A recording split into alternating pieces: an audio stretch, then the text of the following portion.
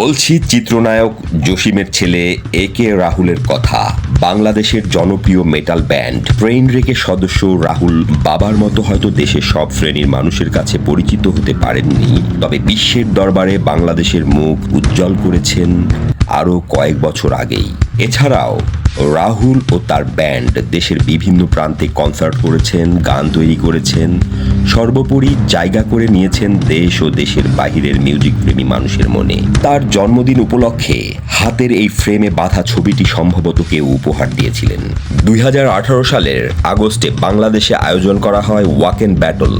এই উৎসবে রাহুলের ব্যান্ড ট্রেইনরেক সহ অংশ নেয় 87টি ব্যান্ড। ট্রেইনরেক বিজয়ী হয়ে পা রাখেন দ্বিতীয় পর্যায়ে বেঙ্গালুরু ওপেন এয়ারে। সেখানে অনুষ্ঠিত এই প্রতিযোগিতায় অংশ নেয় ভারত, শ্রীলঙ্কা ও নেপালের ব্যান্ডগুলো। 9 ফেব্রুয়ারি ট্রেইনরেক অর্জন করে আশাতীত সাফল্য। মঞ্চে তাদের নাম ঘোষণা করা হয় বিজয়ী হিসেবে। সে প্রথম বাংলাদেশি ব্যান্ড হিসেবে হেভি মেটালের অন্যতম বড় আসর ওয়াক এন্ড ওপেন এয়ারের নাম লেখায় ট্রেইনরেক। ছবিতে রাহুল ভাইয়ের পাশে তার স্ত্রীকে দেখা যাচ্ছে।